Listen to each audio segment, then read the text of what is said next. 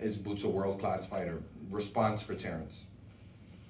I don't really know what the question is, but Question is, what is your response for Terrence Crawford and him chiming in on saying that Boots, or alluding to the fact that Boots may not be a world-class fighter? well, it's absolutely ridiculous. I mean, Boots is the best welterweight in the world. I mean, tell me a better welterweight than Boots Ennis. Impossible. There isn't one. So he's the best welterweight in the world. I mean, we just finished a FaceTime with His Excellency, who asked me, will we make the Crawford fight? And the answer, Boots said to him, send a contract. So Terence Crawford, if he gets past Madrimov, on August 3rd, will have the chance to see if Boots is a world-class fighter. And I think if Canelo Alvarez doesn't fight Terence Crawford, which I don't think he will, I believe you're going to see Boots Ennis against Crawford if he beats Madrimov in 2025, first quarter. There you go. Can you talk about his performance tonight a little bit? Again, you know, Bud and him shared Avanesyan as a common opponent. He got him out of there in 5 rounds. Bud got him out of there in 6. Do you think he made a statement in doing that? Yeah, I don't really, I think the rounds, I think it's just the way that he did it. I mean, bear in mind, he'd been out for a year, and he kind of, with all due respect to Avanesyan, he really played with it. I mean, almost, he didn't let himself get hit, but he had no regard for what was coming back. He was trying to have fun in there, he was trying to get him out of there, he was trying to be aggressive, and also he'd been out of the ring for a year. I think he felt that his performance was quite average, Boots. And I said, well, if that was an average performance, I mean, you just destroyed David Avanesyan. It was so one-sided. I know Avanesyan was trying, and you know, he landed a few bits and pieces, but if you're breezing through guys like that, you know, I just, the problem is, away from Stanionis, away from Barrios, I want to see him tested, because when you've got something, it's a bit like Shakur fighting these guys, it's a little bit of a waste of time. Who wants to see 120, 108 3 times? Or a one-sided beatdown, you know? So one's okay, and getting active's okay, but you've got to create the great fight so they can define their legacy, these great fighters. Eddie, There's a question over David there. Avanesyan, Sports Talk, Philadelphia. Can you just talk about the overall experience having this fight here in Philadelphia and any potential chance of bringing these fights back to Philly? Yeah, honestly, blown away by the crowd. I mean, I would like to say it was down to the promoter. And the promotion has been great, but I never expected to do over 14,000. I mean, it was just incredible. Like Bosie was saying to me, looking around, I mean, it's also quite difficult for Boots and Button. They've never experienced anything like this before. And Bosie was just looking around saying, I can't believe all these people. I can't believe all these people. You know, and it was just incredible to see someone that has worked so hard, the whole family really. And I think more importantly, they're really good people. But I think they're outstanding. I think Boots is a great role model. Like if you speak to him, he's dedicated his life to the sport. He's lived right.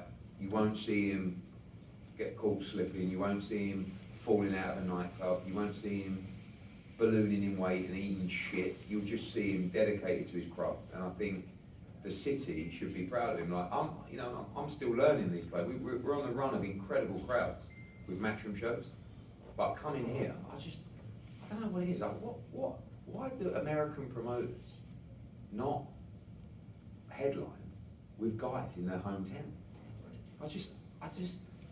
Like, I'm coming over and doing it like it's some kind of like nouveau technique and style.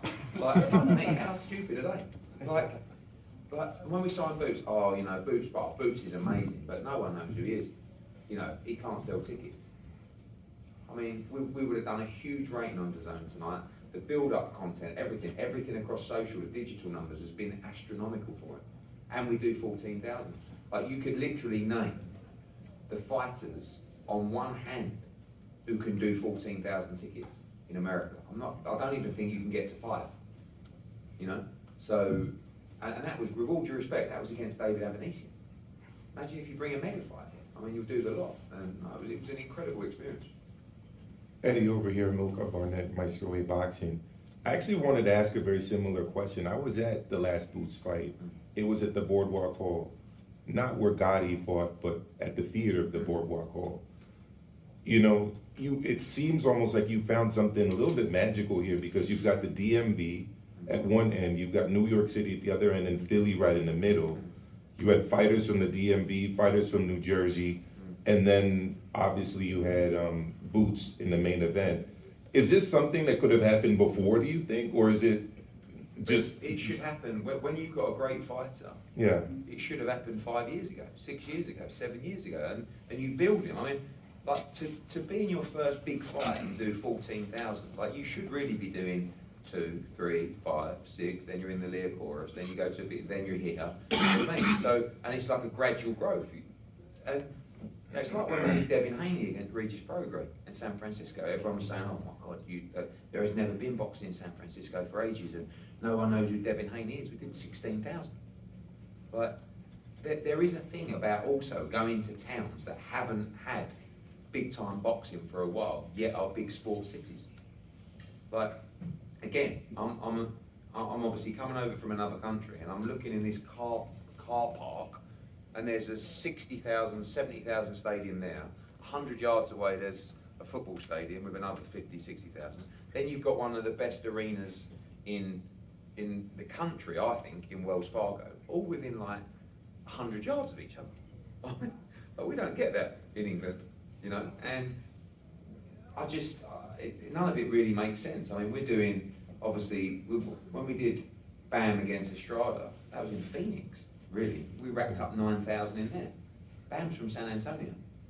You know, Estrada's obviously Mexican, but I think Matias in Puerto Rico, 9,000 in there. Like, we're really getting our teeth into these crowds now. So my follow-up then is this potentially an annual thing here for Boots? And we have Andy Cruz Jr., a new Philly fighter. Yeah. Could he potentially be on one of these shows as well? I think that, you know, what you can't do is keep bringing the same kind of fights to the same, you know, I think, I said to His Excellency tonight, I said, I think you should put him on the Bivol Beterbiev undercard in Riyadh, you know, because you can't just keep coming back all the time. Like, don't get me wrong, if you come back in October, November with Barrios or Stanionis, no problem. But what you can't do is just keep coming back with the same product all the time. Like, that was great, tonight was amazing, that was the homecoming. The next one should be the unification, or the mega fight, right? Because you can't just rely on the city to just keep coming out every 3 months, 15,000, it doesn't work like that. So there's a lot to plan, but activity is key. That was his first fight in a year. So he's got to fight in October, November.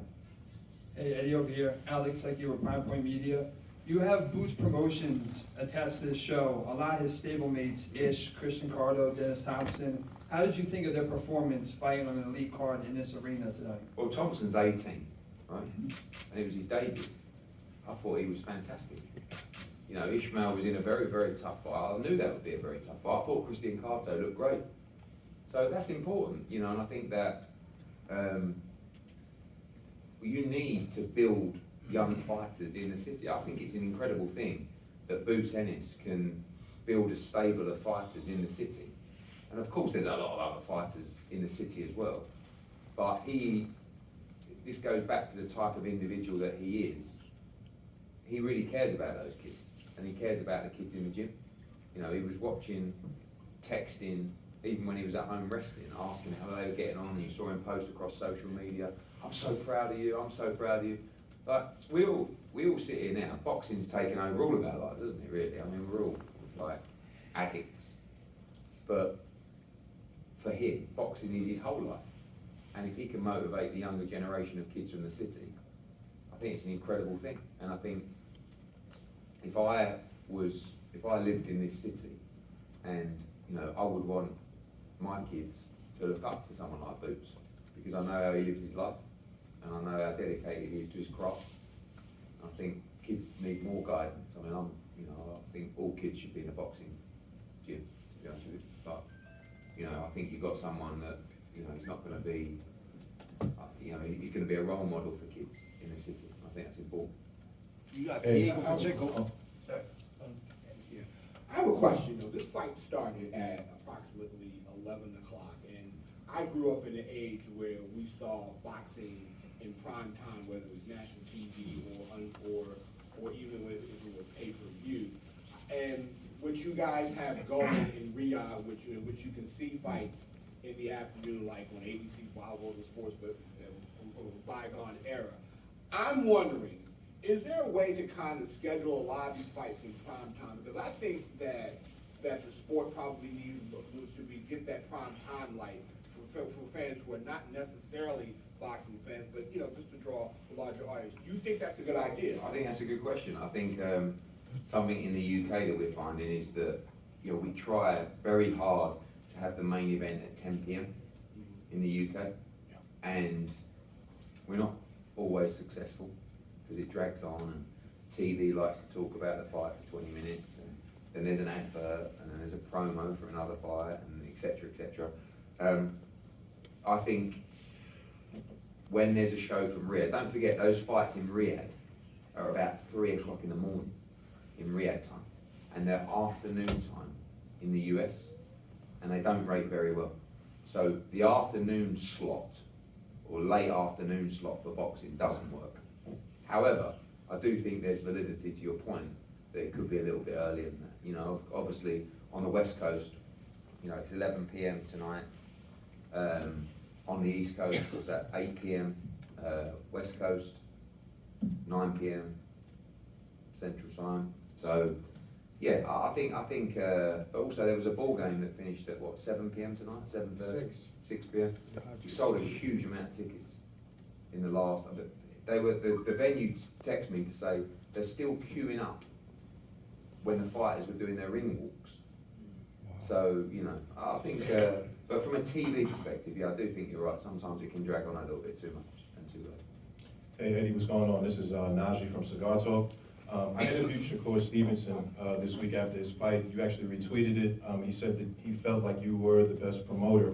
Obviously, I saw him here. You guys were sitting next to each other. What kind of things, I guess, can you say to him as far as, courting him or just trying to bring him over to Matchroom, like things that you feel make sense? I think that Shakur is fighting a one-man war with the boxing community and world, and it's quite draining, to be honest with you. Like, he's a young man, so he's got appetite for it and a fight for it, but really there's no megaphone, there's no machine.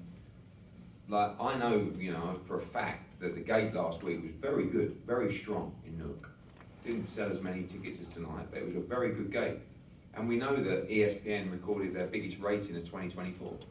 But no one's really talking about that because no one wants to, because he left, So I don't really have to pitch too much. I think if we can deliver the fights, he will 100% sign with us. I don't think that's the question. I just think that he has to look at the fluidity of whatever deal he does to make sure that he's not restricted in terms of the fights that he needs to take for his career and his legacy. Because the fights that he's been in, the last 2 or 3 fights, listen, he's on great money, but you're not seeing the best of Shakur Stevenson because you're only going to see the best against, Zepeda or against Lomachenko or against Tank or against, Pitbull if he moves to 140 or Paro, these kind of fights. So I really like him. I said to him tonight, I've been promoting him for probably the last 2 years for free. And I'll continue to be honest with you, and I think he's outstanding. I think he's a brilliant fighter, brilliant. Last couple guys, and then Jaron Jeff. will be coming in. Jeff, hit first boxing right here. Diego Pacheco. Still got the jacket on, Jeff? Yes, sir. Good man. Diego Pacheco, he's fighting Maciej Sulenski in Yeah. Los Angeles. Another venue. How many people fits in that venue right there? Yeah, that's probably, this is a great venue. Dignity Health, aka StubHub, that I knew, is probably my favourite venue in America for boxing, the War Grounds. It only holds, I think, 5,000, 6,000, something like that. It is such a great venue. So much so, Kell Brook beat Sean Porter there many years ago, one of my greatest nights. And open air, we believe we'll fill that up. We need your help with the Polish community in Los Angeles, of course. But Pacheco's a great fighter. It's been difficult to find the right opponent for him. I'm pleased with Sulecki. I think he'll give him a solid test, but I think Pacheco's ready to fight for the world title after this, maybe 2 more max. And we expect a great crowd in Los Angeles. Eddie, with Loma and Tank probably fighting each other next, and what Oscar said the other day about Cepeda potentially not fighting Shakur unless Shakur signs with Golden Boy, I don't know what to make of that exactly, but who would you like to, if Shakur were to sign with you within the lightweight division, who would you have him fight? And do you think the Cepeda fight would be made because you're both with the zone? Well, you'd hope so, wouldn't you? I mean, like, I was shocked by Oscar's comments because he talks a great game about everybody working together and making the best fights for boxing, and then kind of like the mask comes off, and he says, "I'll only make that fight if he signs with me." I mean, you're taking a payday away from Cepeda, you're taking a world championship opportunity away from Cepeda by not making the fight. And I would expect the zone to say, "No, look, we want to do this fight. We don't care who's with who." So, yeah, I mean, look, I can't control Oscar or Golden Boy. If we do sign Shakur Stevenson and they don't want the payday or the opportunity for Cepeda, there's nothing you can do about it. But hopefully, they've got the best interests of Cepeda and boxing, and most importantly for me, the platform of the zone at heart. So I do think Cepeda is the right fight for him. I think he'll look good in that fight, and I think that would be a good fight to make. Come on, Jack.